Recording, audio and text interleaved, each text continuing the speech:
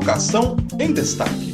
Seu programa semanal de informações sobre educação.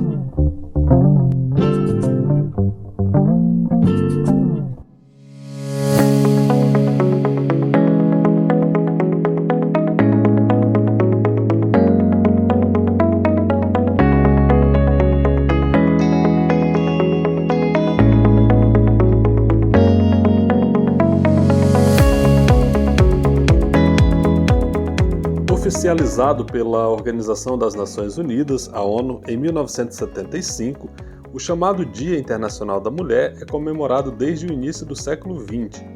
Se fosse possível fazer uma linha do tempo dos primeiros dias das mulheres que surgiram no mundo, ela começaria possivelmente com uma grande passeata realizada por mulheres em 26 de fevereiro de 1909, em Nova York.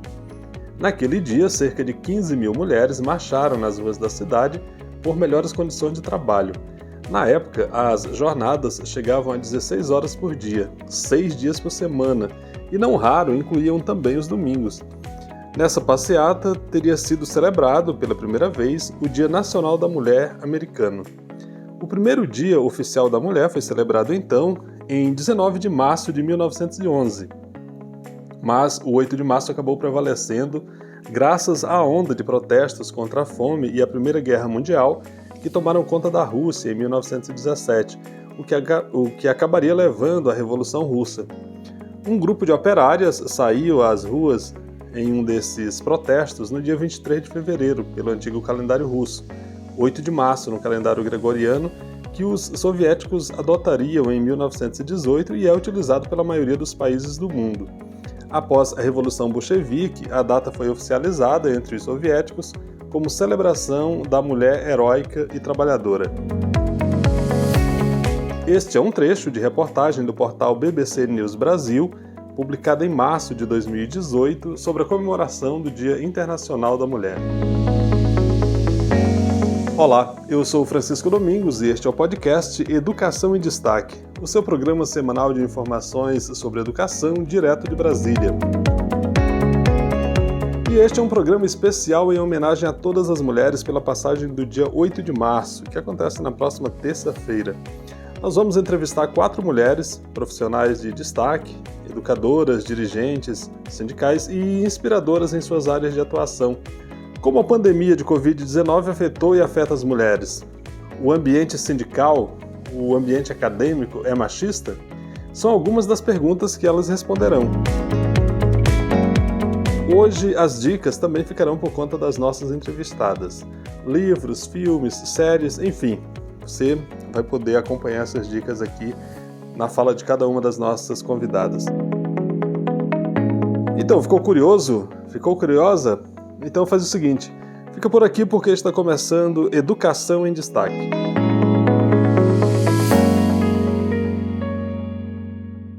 Como é a atuação das mulheres no movimento sindical?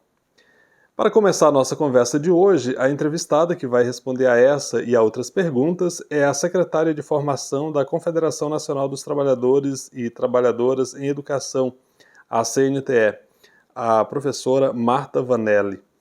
A professora Marta é catarinense de Botuverá, é professora da rede estadual e militante do movimento sindical há pelo menos 30 anos.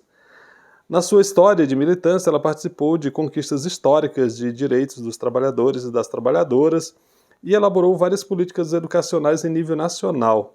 Ela esteve à frente do Sindicato dos Trabalhadores em Educação da Rede Pública de Ensino do Estado de Santa Catarina por 2 gestões.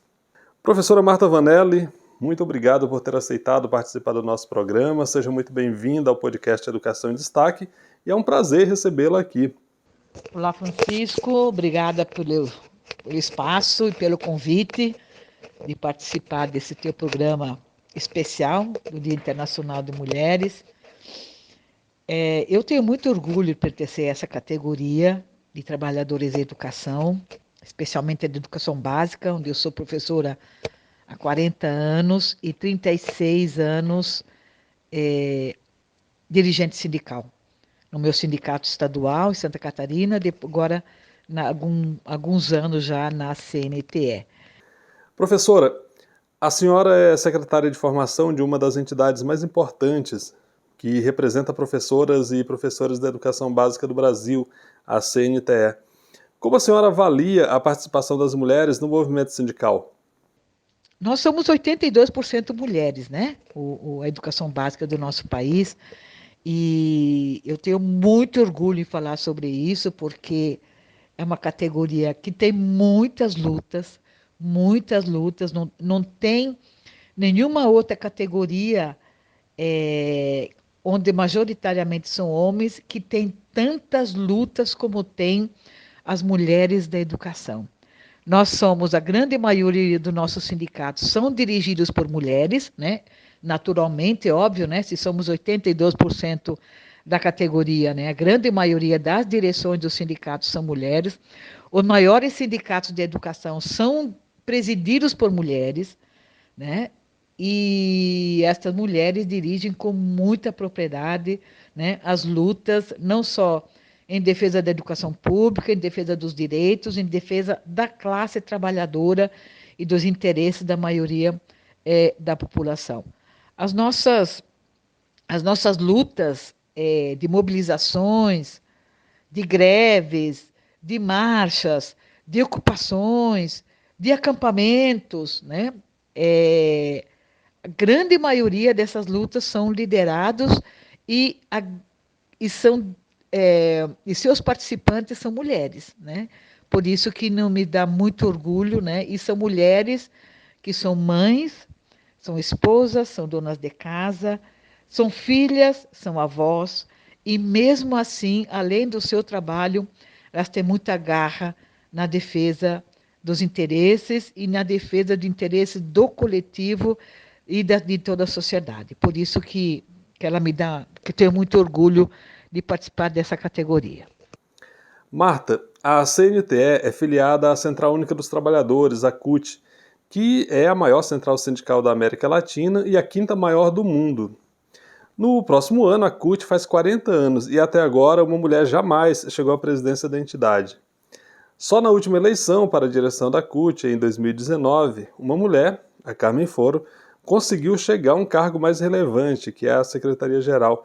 O que, na sua opinião, explica esse quadro? Então, Francisco, eu acredito que é um pouco culpa nossa, né? Nossa, dos trabalhadores de educação, que somos a confederação, a maior confederação filiada à CUT, né? Portanto, somos a maior categoria profissional que é filiada a esta central, e nós nunca fizemos o debate no sentido de apresentar o nome feminino, né, para dirigir a CUT, né? Até mesmo pela própria história da CNTE, nós só tivemos uma única presidenta, né, que foi a professora Jussara, do Rio Grande do Sul. Os demais, que eu lembro dos meus 40 anos de militância, foram homens que presidiram a CNTE, né? Veja só a falta, né, ou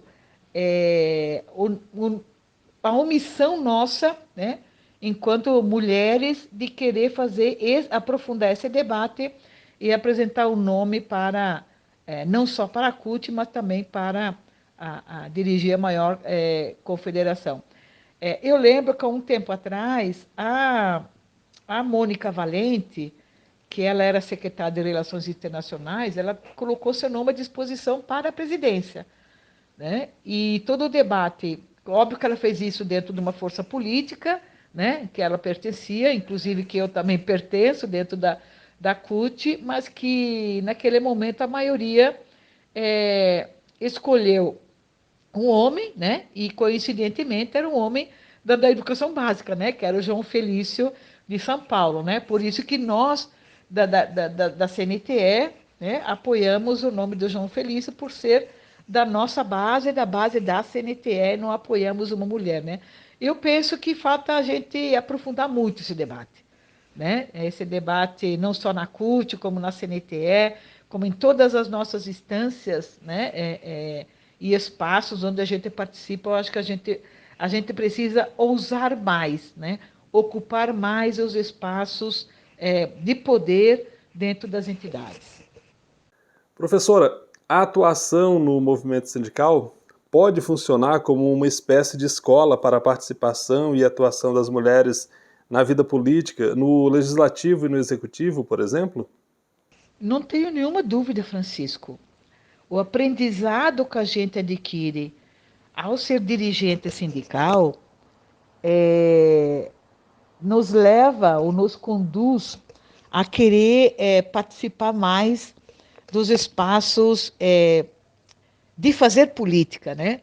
Estar no sindicato é um aprendizado novo para quem é trabalhador em educação, de qualquer outra profissão, porque você precisa pensar em propostas políticas, dialogar com o demais da direção, dialogar nas instâncias do sindicato, tem quem concorda, quem discorda, e aí os argumentos vêm para a mesa, você vai aprofundando os argumentos, né? E vai defendendo, e você precisa transformar a tua proposta, né, numa proposta de um coletivo, né?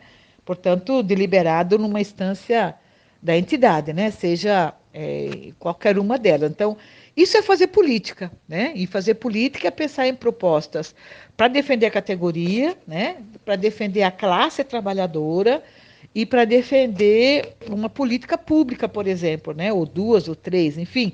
Você não faz, estando no sindicato, você não faz só política para a categoria que você representa. Você acaba fazendo política para toda a sociedade, porque você amplia a tua pauta, que é de interesse, né, da tua categoria, de interesse da classe em que essa tua categoria participa, né? Ela pertence, e aí você vai ampliando as suas políticas. Por isso que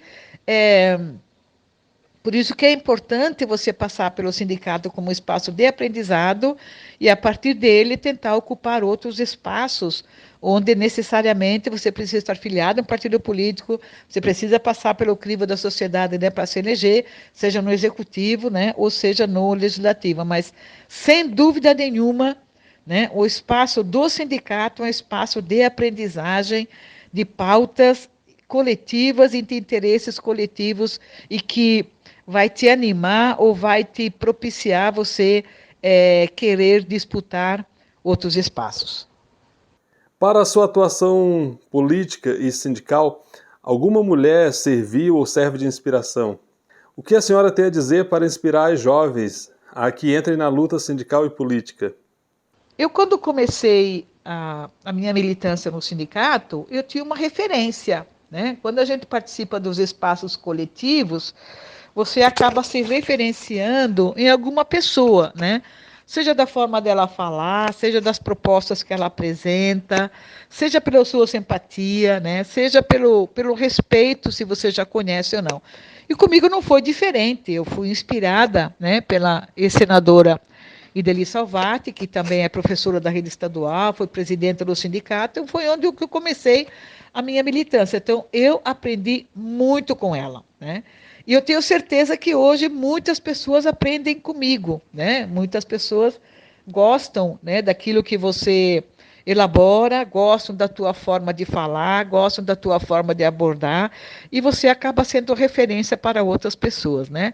Eu, só para você ter conhecimento, fazem 17 anos que eu não estou mais na direção do sindicato, porque quando você é referência, né, eu costumo dizer que um bom líder é aquela pessoa que costuma não, é uma pessoa que ela forma novos líderes, né? E o fato de eu não precisar estar há 17 anos na direção do meu sindicato de base é um exemplo de que formei novas lideranças, né? As pessoas que continuam tocando o sindicato e tocando muito bem, né? É óbvio que eu sempre acompanho, eu sempre contribuo, eu sempre ajudo, mas não estou na linha da frente do sindicato. Eu acho que sempre, né, uma boa liderança é aquela que forma novas lideranças, né? Até porque nós não somos eternos nos espaços do sindicato que a gente ocupa, né?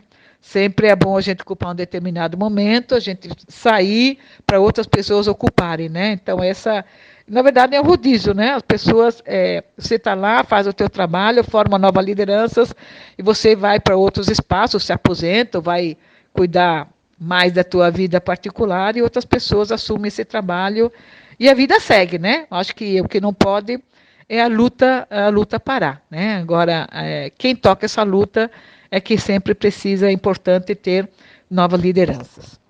Professora Marta Vanelli, muito obrigado pela sua participação neste programa especial do podcast Educação em Destaque. Parabéns pelo seu dia. E o espaço fica aberto aqui para que você possa voltar mais vezes aqui ao nosso programa. Obrigada a você, Francisco, e parabéns por este programa Educação em Destaque e sempre à disposição para quando você me acionar. Um forte abraço. De que forma as mulheres professoras foram impactadas pela pandemia? Quem vai responder a essa e a outras questões e nos ajudar a entender, por exemplo, a forma como a pandemia de Covid-19 impactou a vida das mulheres é a professora Sônia Ojiba. A professora Sônia é psicanalista, ela é membro da Associação Psicanalítica de Porto Alegre e do Instituto APOA, Clínica, Intervenção e Pesquisa em Psicanálise. A professora Sônia é docente da Universidade Federal do Rio Grande do Sul, pesquisadora com aderência ao campo de formação de professores, com pesquisas vinculadas a cursos de licenciaturas e a outros estudos sobre linguagem, corpo, sujeito e cultura. A professora Sônia também é diretora de comunicação do ADURGS Sindical, que é o Sindicato dos Professores de Instituições Federais de Ensino Superior do Rio Grande do Sul. Professora Sônia, muito obrigado por ter aceitado o nosso convite para esta conversa, essa homenagem às mulheres. É um prazer recebê-la no podcast Educação em Destaque. O prazer é todo meu, Francisco. Eu tenho muito apreço. Nós temos muito apreço na Durg Sindical também, dessa tua série de podcasts, Educação em Debate, que tanta contribuição tem dado, né, para nós professores, temas super importantes no momento atual, né, com bastante aprofundamento. Professora, a senhora é psicanalista e certamente se ocupa de refletir sobre a forma como enfrentamos os desafios do nosso tempo. Eu acredito que questões como pandemia, guerra, tragédias ambientais, tudo isso que nos afeta agora, dentre outras, né, não devem lhe escapar. Portanto, a minha primeira pergunta é diferente do ponto de vista da mente a forma como homens e mulheres lidam com a guerra, por exemplo? Essa pergunta ela é muito oportuna, inclusive, para que a gente possa demarcar assim, o que faz a clínica psicanalítica, né, em relação a outras clínicas psicológicas, né, porque a clínica psicanalítica, ela se ocupa, né, do sujeito do inconsciente. Então, aí, esse sujeito do inconsciente, ele, num primeiro plano da escuta, né, para nós psicanalistas, ele se comporta, né, sim, dentro de uma posição de gênero, né, mas ele, tanto homens quanto mulheres, né, eles sofrem, né, eles vivem a experiência da dor, né, seja ela provocada por uma perda, né, importante, né, para a pessoa, né, seja ela provocada por uma experiência, por exemplo, como uma guerra ou uma tragédia, né, como você falou, seja ela ambiental ou outra qualquer, né? Então, nesse sentido, tem isso, né, no ponto de partida da escuta psicanalítica, né, entre homens e mulheres. Nós estamos diante da dor, vamos dizer assim, né, de um sujeito que é o sujeito do inconsciente. Mas, evidentemente, que nós temos aí uma escuta que se diferencia, né, quando vem de homens ou mulheres, né, na nossa clínica. Se diferencia pela cultura, né, que nós sabemos que atribuem papéis distintos a homens e mulheres. Mas tanto homens quanto mulheres, quando estão em situação de combate, por exemplo, e nós sabemos isso a partir da nossa história, né, da história não só ocidental, mas nós sabemos que o Ocidente, né, pelo fato de ter vivido em constantes guerras, já vivemos aí, né, 2 guerras mundiais e fora outras guerras também, né, que se desenvolveram, né, no continente europeu. O que nós presenciamos é as mulheres envolvidas de maneira muito forte, muito corajosa, né, resistente, né, na defesa, digamos assim, dos interesses, porque por trás de uma guerra tem essa questão dos interesses, né, que é a proteção de interesses. Nós temos aí, então, a presença de mulheres em grandes conflitos, né? Ali, por exemplo, na passagem do século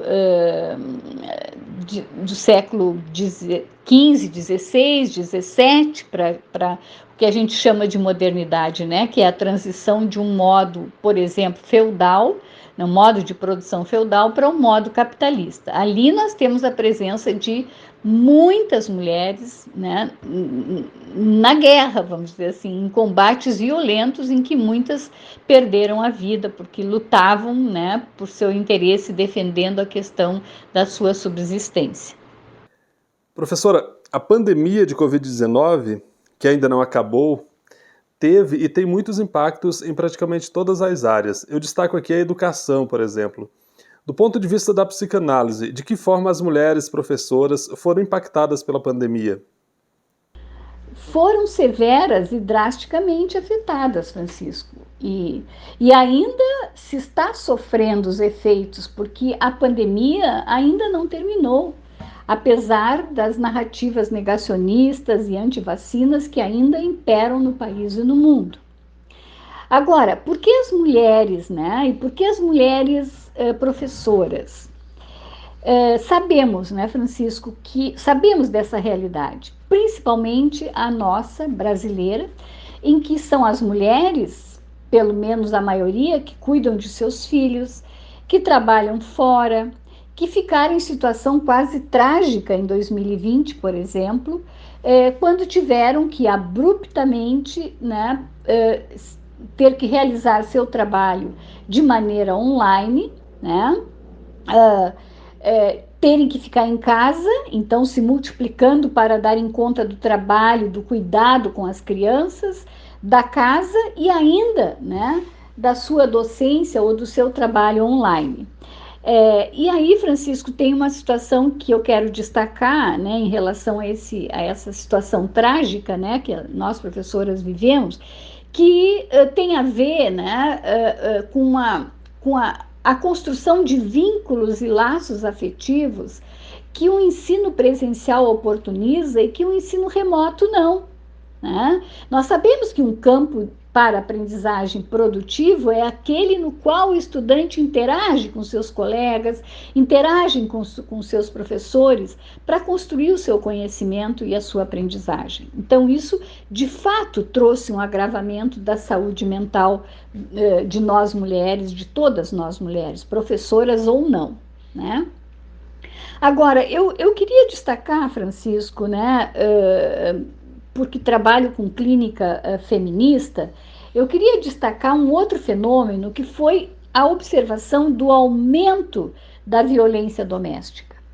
Nós temos aqui uma escuta clínica de mulheres trabalhadoras, né, que tem nos mostrado o quanto de sofrimento essas mulheres vêm enfrentando, desde a violência sofrida pelos seus parceiros, o que a obriga a separar os corpos, como se diz, né, no sentido jurídico, até a situação de vulnerabilidade que passaram a enfrentar essas mulheres, vulnerabilidade alimentar. Porque elas tiveram que passar sozinhas, né, a ter que viver alimentando também os seus filhos, né, e cuidando deles, alimentando e, consequentemente, para elas o alimento ficou mais raro. O mundo ainda não saiu da pandemia de Covid-19, mas já é obrigado a conviver com os horrores de uma guerra. como manter a saúde mental nesse ambiente, professora? Bom, essa questão, Francisco, realmente demandaria, assim, um tempo maior, né, para poder, enfim, situar um pouco mais do ponto de vista filosófico até e do ponto de vista analítico, né, como que ficaria a saúde mental num ambiente de guerra, né? Como esse que nós estamos vivendo e como outros que já se viveu, não aqui no Brasil, mas que o mundo inteiro, né, europeu e outros continentes, historicamente tem vivenciado, né, a luta por prestígio, domínio, interesse, enfim, né, e nós sabemos muito bem.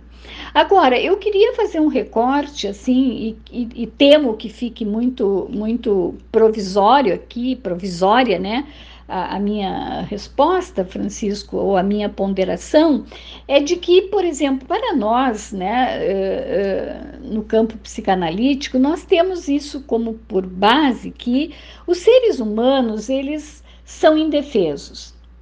Eles aprendem, né, com o tempo a sobreviverem, mas no início, né, há que ter alguém que cuide dessa criança que é indefesa, porque senão ela não se desenvolve, ela não sobrevive mesmo. Bom, então esse é um ponto importante. Seres humanos são indefesos. Seres humanos lidam de maneira diferenciada com situações complexas ou diante de perplexidades, como muitas vezes somos pegos por uma tragédia, por uma catástrofe ou mesmo por uma guerra. As mulheres, que já foram muitas, inclusive que foram para a fronte de guerra, Francisco, elas sofreram muito, a sua saúde mental ficou totalmente alterada, abalada, e a saúde física também, como a gente bem sabe o que houve, né, na Segunda Guerra Mundial. Algumas sucumbiram, outras resistiram. Bom, então, o que eu queria destacar é que a psicanálise, por exemplo, ela tem uma escuta desses pacientes, né, que procuram, recorrem a um tratamento após ou durante um período traumático para si, né, como é um período traumático para a cultura, para a sociedade e para as famílias, tem contribuído no sentido assim de levantar perspectivas, primeiro de escuta do sofrimento desse sujeito, seja através da fala, dos sonhos, né? Inclusive tem pesquisas que nos falam dos sonhos durante a pandemia, que vários analistas fizeram, e aí o quanto que eram sonhos de catástrofes, destruição e tudo mais, né? O quanto eles ficavam abalados com isso, como também, né, tem certas orientações que contribuem pela literatura, por exemplo, a como resistir às adversidades. Antropólogos, inclusive analistas, têm uma grande contribuição a dar nesse sentido. Mas aqui não vou poder me estender mais. Professora, para encerrar a nossa conversa, eu gostaria que a senhora sugerisse um livro, um filme ou uma série que a senhora entende que fará bem para quem nos ouve, mas, sobretudo, como um presente para as mulheres que nos prestigiam com sua audiência. Então, eu vou indicar, eu não vou ser modesta aqui, nem econômica, eu vou indicar três livros, porque não é possível, assim, né, escolher nesse momento, assim, que a gente está dentro do mês de março, né, e não digo celebrando, mas lembrando o 8M, o que ele, né, 8 de março, o que ele significa na luta de nós mulheres e nós feministas e, né, sindicalistas e professoras e etc, né? Então eu vou indicar 3 livros que eu acho que são, assim, leituras que vão nos encher de potência, né, como mulheres. Então, o primeiro deles é, sem dúvida, né, o livro da Bell Hooks, que ela é uma escritora feminista, né, ensaísta, professora, assim, né, que deixou um grande legado para nós, né, na educação, porque ela faleceu agora precocemente em 15 de dezembro do ano passado, né? Então é até uma homenagem a ela que a gente tem feito e que eu aproveito esse espaço aqui também para fazê-lo. Então, Bell Hooks, nesse primeiro livro dela, ela é uma interrogação, o título do livro. E eu não sou uma mulher? Bem, esse é um. Eu acho que é imperdível essa leitura para quem ainda não leu esse primeiro livro. O segundo é também de uma mulher, de uma feminista, né, de uma historiadora, que tem trazido uma contribuição teórica, reflexiva e que nos ajuda na militância também, né, que é a Silvia Federici. Então, o livro é Reencantando o Mundo, Feminismo e a Política dos Comuns. Então, esse livro ele é de uma edição recente, né? Eu estou quase concluindo a leitura dele e ele, então, é também uma injeção de ânimo, né? Para continuarmos resistindo, né? A essa destruição que estamos vivendo, especialmente nesse momento com a pandemia, com as guerras aí batendo a porta ou já estão adentrando a porta no mundo inteiro, né?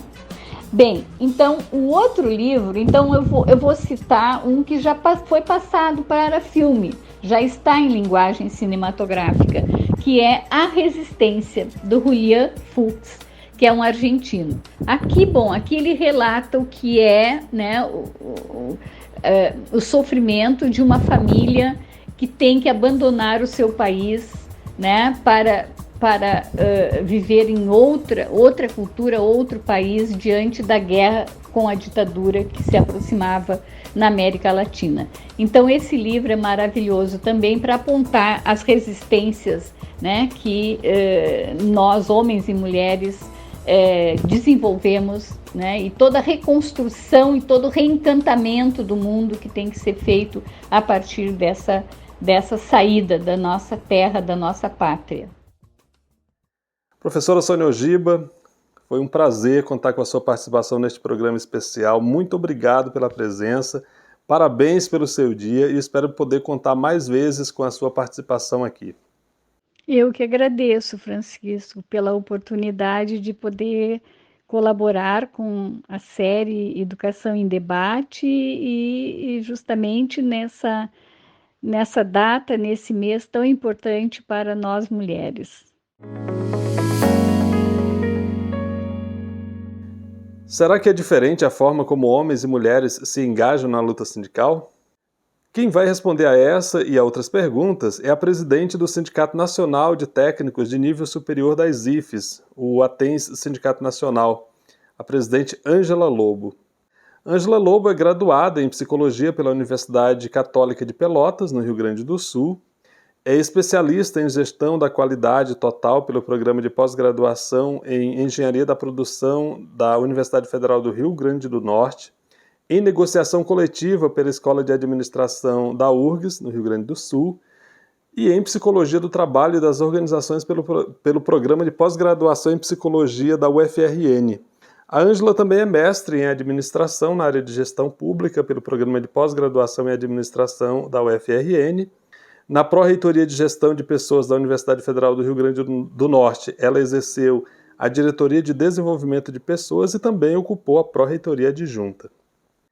Ângela, presidente do ATENS, Sindicato Nacional, é um prazer e uma alegria recebê-la neste programa especial do podcast Educação em Destaque em homenagem às mulheres. Muito obrigado por ter aceitado o nosso convite. Olá, Francisco. Muito bom estar aqui com você, participando deste podcast, da nossa área Educação, aqui com você em destaque. E agradeço já desde agora por essa deferência nesta data tão importante, né, para a sociedade em geral, uma data que reconhece e valoriza as mulheres nas suas várias áreas de atuação, de engrandecimento, né, da nossa sociedade. E aqui agradeço também em nome do meu sindicato, da minha representatividade, do ATENS Sindicato Nacional. Ângela, a senhora é presidente de um sindicato de técnicos de nível superior que atua nas instituições federais de ensino superior. Como é a presença de mulheres na categoria que a senhora representa? É maioria? Como são os números? Francisco, é bem interessante essa sua pergunta, porque não é uma pergunta retórica, não é uma pergunta que tenha uma resposta simples, né? Eu posso te dizer que nós temos uma paridade de gênero no Serviço Público Federal e na nossa categoria dos técnicos de nível superior das universidades federais. Também, igualmente, homens e mulheres ocupam os cargos sem que haja uma proporção maior de qualquer dos gêneros. Mas o que está por trás disso, né? Isso acontece porque nós temos como forma de acesso aos cargos públicos o concurso público. O concurso público garante igualdade de condições para que as pessoas possam compor este quadro de pessoal do serviço público e, da mesma forma, ser comprovada a competência, né, por o conhecimento mais propriamente, por meio das provas do concurso, que vão definir quem é que ocupa a vaga, né, independentemente de ser homem ou mulher. E aí a gente vê que existe uma paridade, né, nessa ocupação. Isso é importante que se diga porque não seria da mesma forma se nós tivéssemos outra forma de ocupação dos cargos, de acesso aos cargos, como recentemente foi proposto pela reforma administrativa, que propõe que haja indicações para a ocupação dos cargos. E isso traria, logicamente, um desequilíbrio, porque quem vai indicar o gestor, o administrador público, ele pode ter preferência por um dos gêneros e aí acabaria com esse equilíbrio. Então é importante que o concurso público ele é impessoal, ele atesta conhecimento, competência e desta forma os cargos são ocupados, como se vê hoje, numa proporção equilibrada entre homens e mulheres. Na nossa categoria, os técnicos de nível superior das universidades federais, nós verificamos exatamente esta realidade. Nossos cargos são todos de nível superior, exigem a formação de graduação e são variados cargos e nós temos, sim, um equilíbrio de ocupação entre homens e mulheres. E precisamos lutar para que esta realidade seja preservada, para que a representação da nossa sociedade também tenha este modelo, né, para que entenda que funciona como funciona hoje no Serviço Público Federal. Na atuação sindical, a senhora percebe diferença na sua categoria, na forma como homens e mulheres se engajam nas lutas de interesse dos técnicos? Pois é, e vendo dentro do nosso sindicato é um sindicato nacional, com uma diretoria nacional, e que tem as representações, né, as seções sindicais dentro das várias universidades. E nós vemos muita participação das mulheres como dirigentes sindicais. Isso é uma coisa bem interessante que nós percebemos, que as direções e até as presidentes mesmos, temos vários presidentes de seções sindicais, a nossa diretoria nacional também conta com muitas mulheres. As mulheres se engajam com muita propriedade e com muita dedicação, né, empenho na luta sindical. Nós também vemos em outros sindicatos, né, e talvez seja uma característica da área da educação, porque na área da educação nós temos uma participação feminina de militância, né, de engajamento mesmo. Então, nós temos sim uma forma de tratar as lutas sindicais, as lutas coletivas, as defesas pela universidade pública, pela educação gratuita de qualidade e inclusiva, com muito engajamento por parte das nossas colegas técnicas de nível superior das universidades. Mas isso também contagia, né, os nossos colegas, os homens que contribuem, que colaboram, que estão compondo a nossa base, que estão compondo as nossas diretorias, que também articulam este diálogo de uma forma bastante produtiva. Então, não há uma diferença de dizer, existe uma forma de fazer sindicalismo que seja feminino, uma forma que seja masculina. Não, dentro da educação nós temos uma forma sensível, uma forma solidária de fazer esse debate em defesa das nossas lutas. Ângela, do ponto de vista de gênero, quais são as pautas que têm mobilizado o sindicato neste momento? Assunto importante este, né, das pautas que nós, como sindicatos, representantes de uma categoria, a gente precisa debater e reivindicar. E neste mês de março, nós optamos por fazer uma campanha durante todo o mês, não celebrar apenas o 8 de março.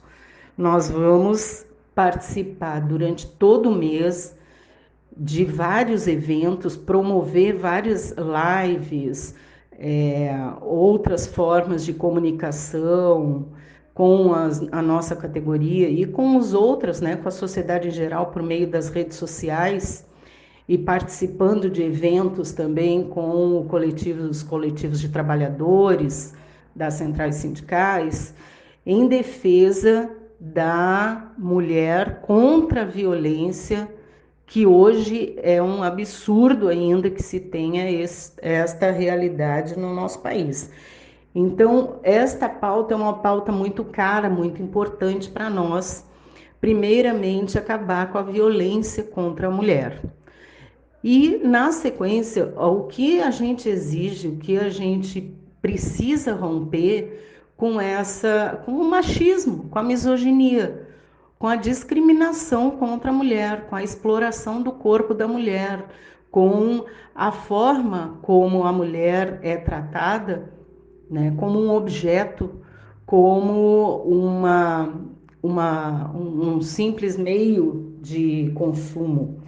Então, nós, no nosso sindicato, durante todo esse mês, nós traremos ao debate essas pautas, trazendo números, trazendo estatísticas, trazendo a realidade como nós estamos vivenciando. Então, uma pesquisa sobre todas essas formas de violência contra a mulher, que a violência não é só física, a violência psicológica, a violência patrimonial, a violência de todas as formas que a mulher acaba sendo submetida nessa sociedade que ainda tem uma visão prioritariamente machista e que é um retrocesso, né? Esta é a forma que nós podemos trazer, então, trazer a realidade, mostrar os dados, as estatísticas de como estamos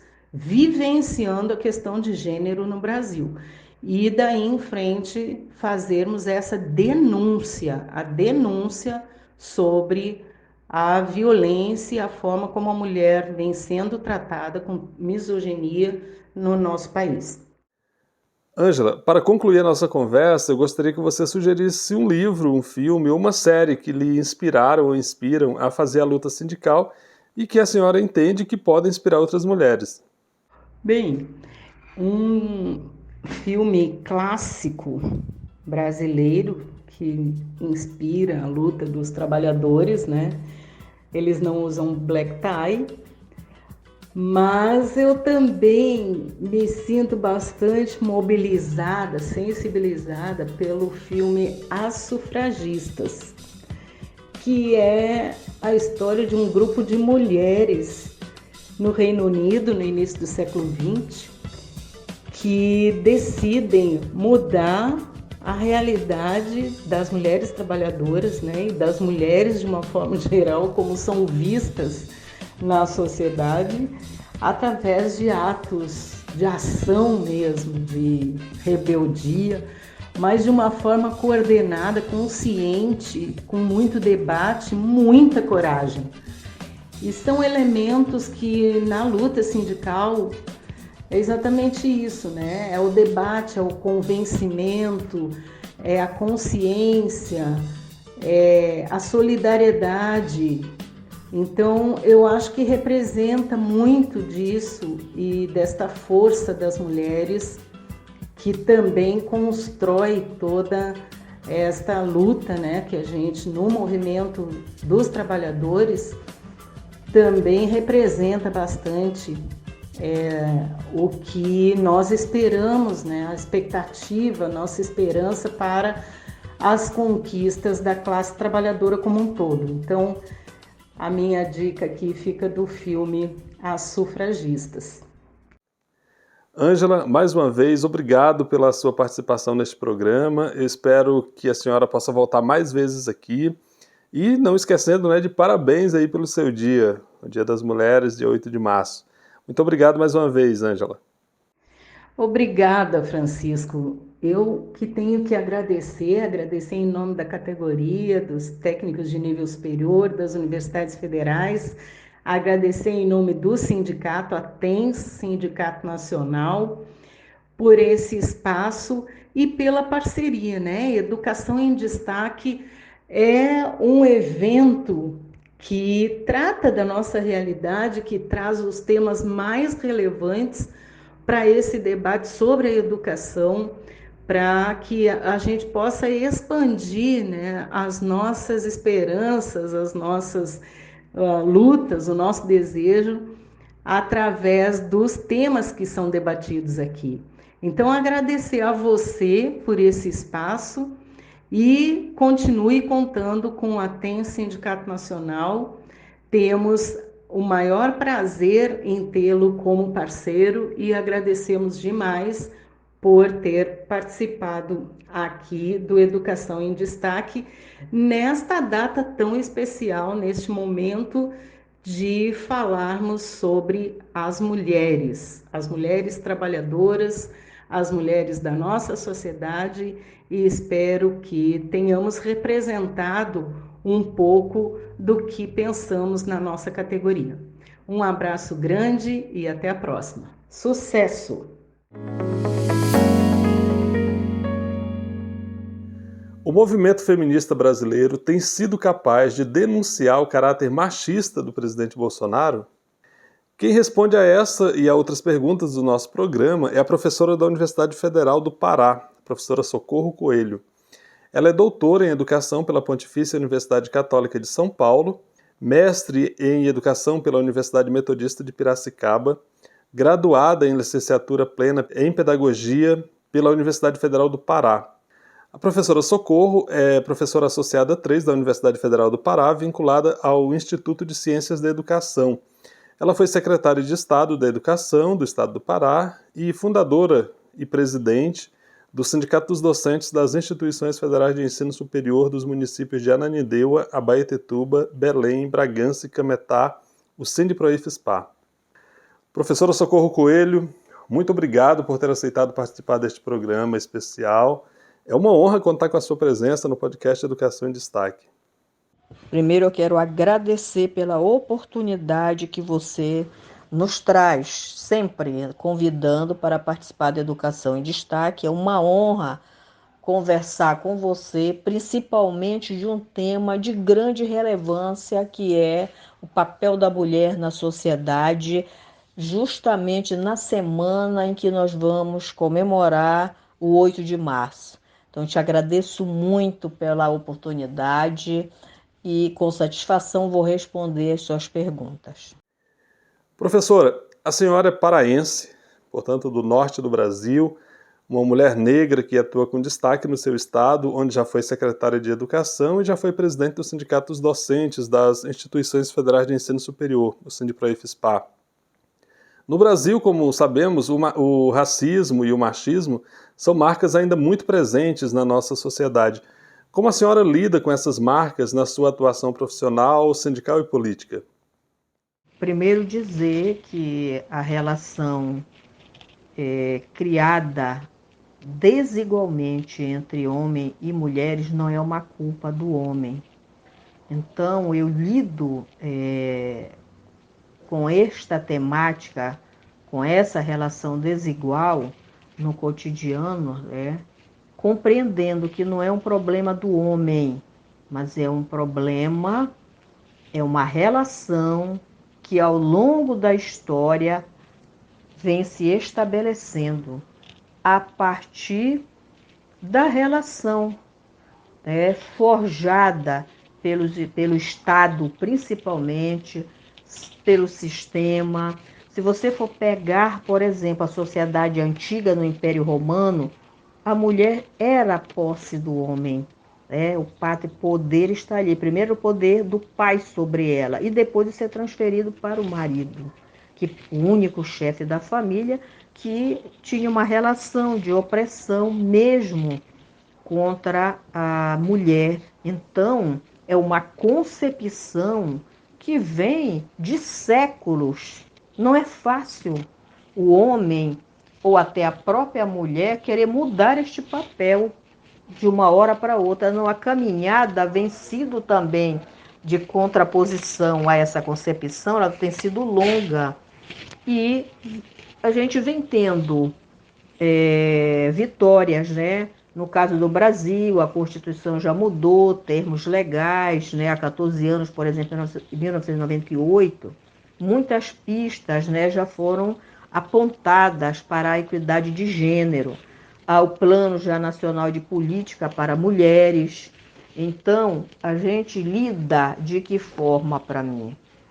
Trazendo para o eixo, o centro do debate, a questão da educação. É através da formação da mulher para ela compreender o papel dela, porque ela educa os seus filhos, ela lida com o seu esposo, com os irmãos, então ela tem que compreender o seu papel.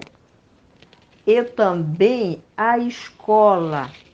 Hoje nós temos condições de, por dentro do currículo, começar a trabalhar o Estatuto do Idoso, o Estatuto da Criança, a Lei Maria da Penha tem que estar sendo estudada na escola. Assim você vai ter uma nova menina, um novo menino e, portanto, relações diferentes entre os dois. O machismo, que ainda é tão forte na sociedade brasileira em geral, também tem lugar na academia? É na academia que o homem adquire o poder de supremacia com relação à mulher. E também vem demarcada essa posição na história.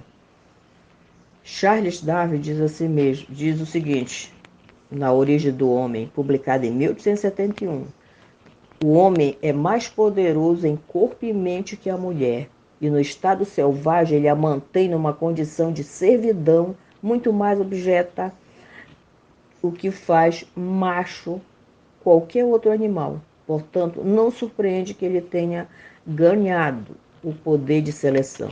Palavras de Charles Darwin, na Origem do Homem. Então você vê, logo, quando ele afirma isso em uma obra importante do século XIX, ele não chocou em nada a comunidade científica, em nada. Então, é neste espaço que o homem adquire o seu poder, o seu brilhantismo com relação à sua narrativa, a sua produção de conhecimento toda voltada para o ambiente másculo, É nas universidades, nos institutos que a mulher adquire pouco ou às vezes quase nenhum espaço no processo de decisão, nos cargos. Você não percebe a presença feminina, por exemplo, como reitora de uma universidade. É muito pequeno. Tem universidade que tem mais de meio século e nunca uma mulher lá pisou. Para você perceber o quanto a academia, o quanto, né, os institutos de pesquisa ainda nos vê como uma inteligência de segunda mão. Não tem a credibilidade na mulher, e principalmente ser um destaque muito forte na área de exatas e naturais. Está sendo quebrado lentamente, mas ainda é insuficiente. Dentre os muitos adjetivos que podem ser usados para qualificar o presidente Bolsonaro, machista é incontestável, não é? A senhora percebe que o movimento feminista brasileiro tem conseguido denunciar essa característica do presidente? É o governo do atual presidente Jair Bolsonaro, presidente da República, quem melhor resgata o século XIX, que delimita claramente, né, o que impõe claramente a supremacia masculina, dando à mulher um papel de inferioridade. É o presidente da República quem espalha, quem começa a disseminar o ódio. A palavra misoginia, que define o ódio, a aversão às mulheres, ela é cunhada, né? Ela é muito bem colocada, ela já aparece desde o período antigo, também das sociedades antigas. Então a misoginia ele traz com todas as letras.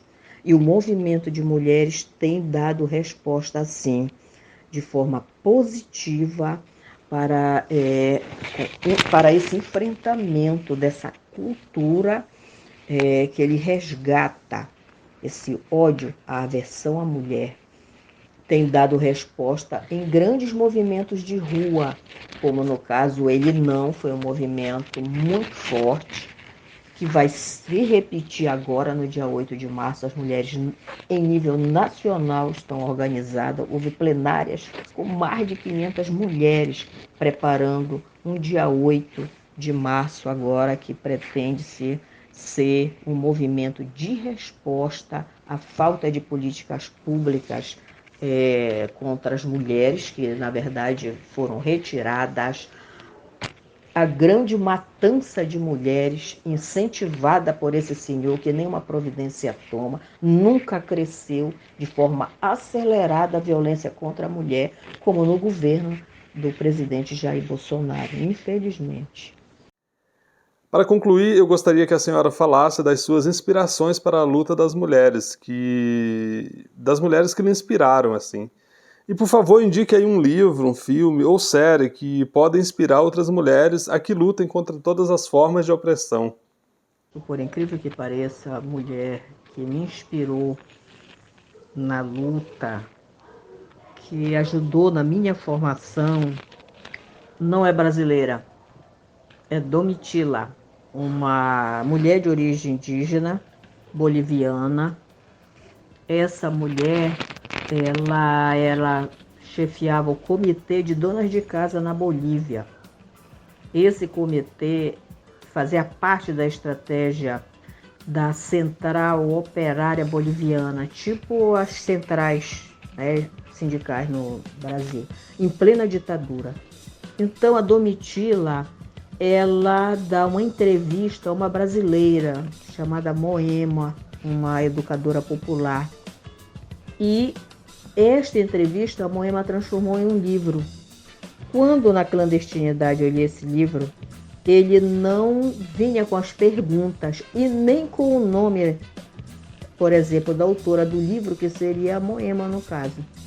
Então, ali quando eu me deparei com uma análise detalhada da situação boliviana, do sofrimento dos operários nas minas. A mulher ainda não trabalhava nas minas, depois é que elas vão trabalhar nas minas. Então a Domitila dá um retrato daquela situação. E o mais importante é que a Domitila, ela dá um recado naquele livro.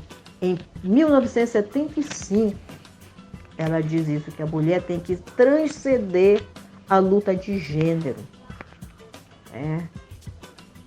Que a mulher ela tem que ir além disso. A mulher e o homem têm que caminhar junto contra.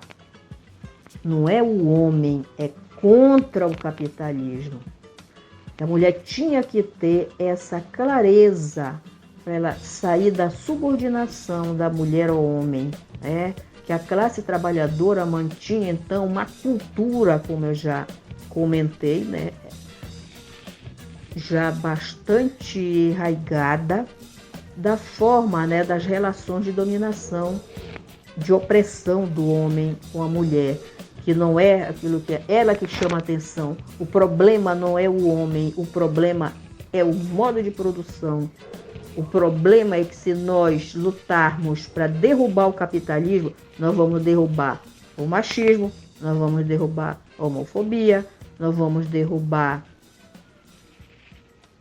o preconceito contra o negro, contra o índio, contra todas as minorias.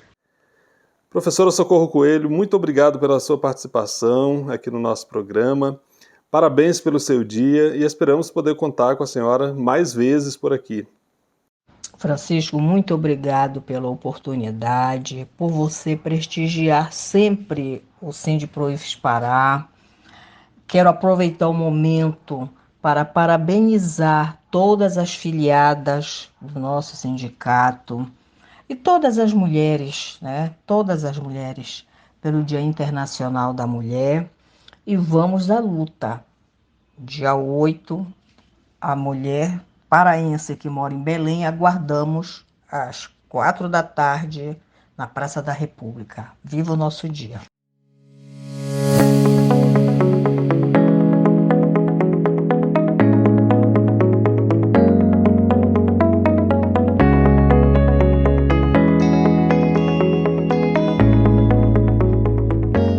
E nós estamos chegando ao final deste programa especial que presta homenagem a todas as mulheres pela passagem do dia 8 de março, a próxima terça-feira. Neste momento em que a insanidade humana presenteia o mundo com os horrores de mais uma guerra, que nos deixemos então inspirar pelos exemplos de todas as mulheres que seguem promovendo a vida. Nós trouxemos aqui essas 4 grandes mulheres, mas existem milhões de mulheres em todo o mundo fazendo a diferença, então que nos deixemos inspirar pelos exemplos delas. E a você, muito obrigado pela sua audiência. Para a realização deste programa, nós consultamos o site da BBC News Brasil. Como você sabe, o podcast Educação em Destaque é uma produção de Destaque 61, assessoria e consultoria. Este programa é feito com muita dedicação para você que gosta de conteúdo de qualidade. E ele só é possível porque contamos com o apoio dos seguintes parceiros: o Sindicato Nacional dos Técnicos de Nível Superior das IFES, o ATENS Sindicato Nacional, o Sindicato dos Docentes das Instituições Federais de Ensino Superior dos municípios de Ananindeua, Abaetetuba, Belém, Bragança e Cametá, o Sindiproif-SPA, e o ADURGS Sindical, que é o Sindicato dos Professores de Instituições Federais de Ensino Superior do Rio Grande do Sul. E você, ouvinte do nosso programa, também pode apoiar esse projeto. Você pode nos apoiar seguindo aí o nosso perfil nas redes sociais. No Instagram nós somos o educação.destaque. Você pode acessar então e passar a acompanhar o nosso programa por ali. Você pode se inscrever no nosso canal no YouTube, Educação em Destaque no YouTube. Você pode se inscrever, aciona o sininho ali para receber a notificação sempre que nós subirmos conteúdo por aqui, o que a gente faz sempre às sextas-feiras. Portanto, acionando o sininho você vai ser informado de que tem conteúdo novo. E você também pode nos acompanhar no Facebook, onde nós somos Educação em Destaque. Mais uma vez, parabéns a todas as mulheres. Eu fico por aqui, espero você na próxima semana com conteúdo novo, feito assim, prontinho para você. É isso, muito obrigado, até lá e continue se cuidando aí e cuidando de quem você ama.